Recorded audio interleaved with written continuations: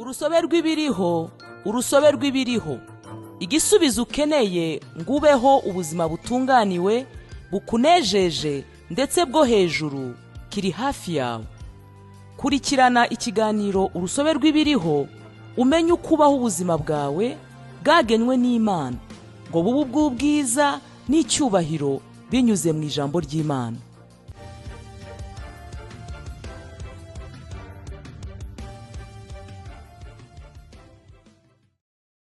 Haleluya, Imana yacu ishimwe cyane. Ikaze nanone mu kiganiro cyacu cy'urusobe rw'ibiriho. Urusobe rw'ibiriho ni ijambo ry'Imana ryandikwa n'umushumba Chris, rikaba risohoka buri kwezi ariko rikubiyemo inyigisho ya buri munsi. Uyu munsi umushumba aratwigisha ngo Satani ntabwo azi ibintu byose. Turasoma Abakorinto ba kabiri ibice 2 umurongo wa 7 n'uwa 8, aravuga ngo ahubwo tuvuga ubwenge bw'ubwiru bw'Imana, ari bwo bwenge bwahishwe. Imana yaringanije ibihe byose bitarabaho ngo buduheshe icyubahiro. Mu batware b'iki gihe nta wabumenye, kuko iyo babumenya ntibaba barabambye umwami w'icyubahiro. Hariho abatekereza ko Satani afite ubushobozi bwo gusoma ibiri mu bwenge bw'abantu maze akamenya neza ibiri mu bitekerezo byabo, ariko ibyo si ukuri. Satani ntabasha gusoma ibiri mu bwenge bw'umuntu kurusha uko undi muntu wese uzi ubwenge yabasha gukeka ibiri mu bwenge bwawe, binyuze mu kwitegereza uko witwara, uko ugenda n'uko wifata. Satani ni ikiremwa, bityo ntabwo afite ubushobozi cyangwa kumenya byose kw'Imana. Satani ntabwo azi byose. Ibi bigaragarira mu ngero nyinshi ziri muri Bibiliya. Urugero, nyuma y'uko Yesu avutse, Herode nyuma yo guhagarikwa umutima n'inkuru y'umwami w'Abayuda mushya wari umaze kuvukira i Betelehemu, yabajije mu ibanga abanyabwenge aho umwana yari aherereye. Nyuma yo kwihanangirizwa mu nzozi kudasubira kwa Herode, abanyabwenge basubiye mu gihugu cyabo banyuze indi nzira.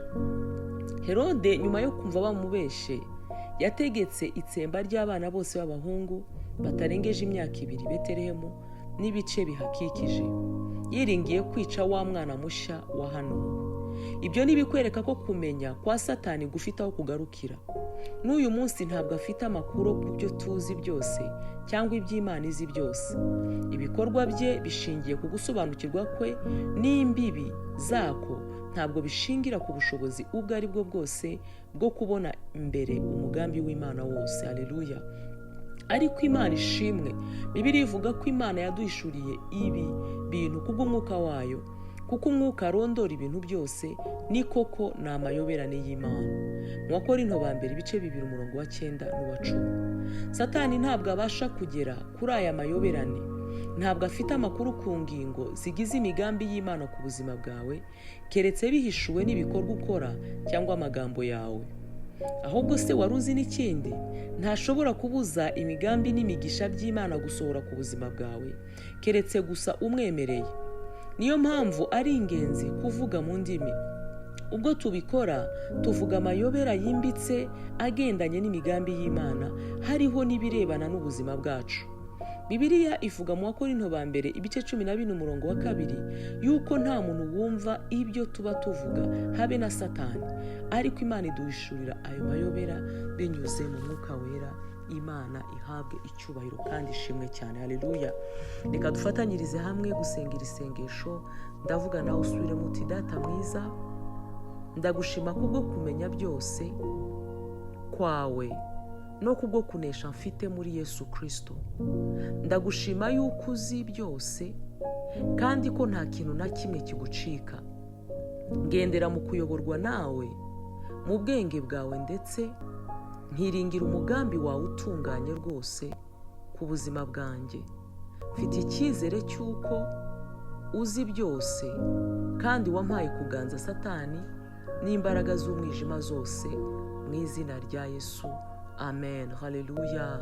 Mu gucengerera ijambo turasoma Yobu igice cya 1 umurongo wa 7, Petero wa mbere ibice 5 umurongo wa 8, na Matayo ibice 2 umurongo wa 13.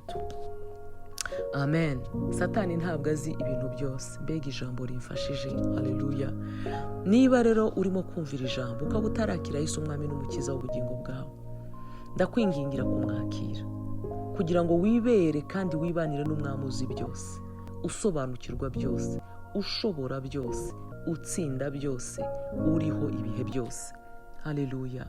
Reka usengere isengesho mbikwingingiye mu mutima, kuko nzi ko bizakugirira umumaro cyane.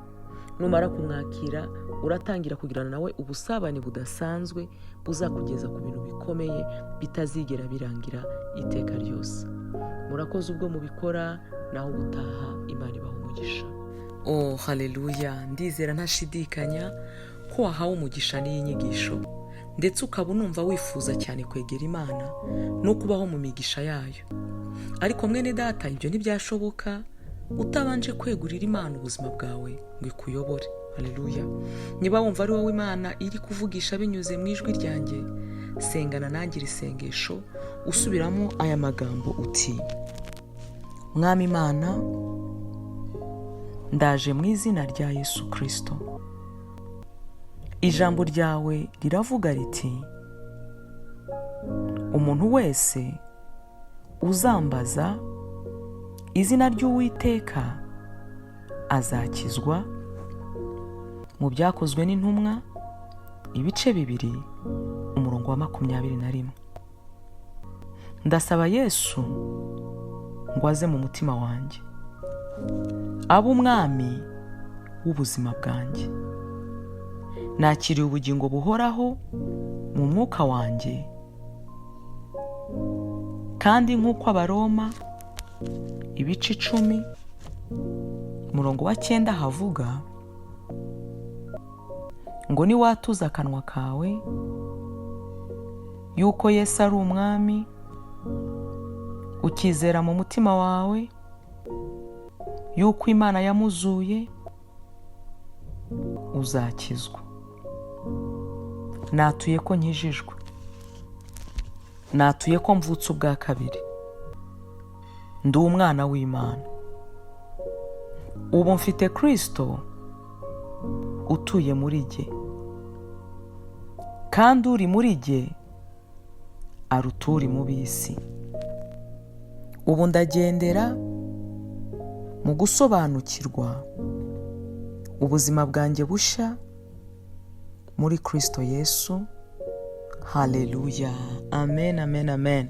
Nezerwa cyane mwene data, ububaye umwana w'Imana, kugira ngo wakire ibisobanuro birenzeho ku buryo wakura nk'umukristo, cyangwa niba wifuza gusengerwa by'umwihariko, mwahamagara kuri 07 9 4 000 91. Ndasubiramo 07 9 4 000 91. Imana ibaho umugisha, naho gutaha.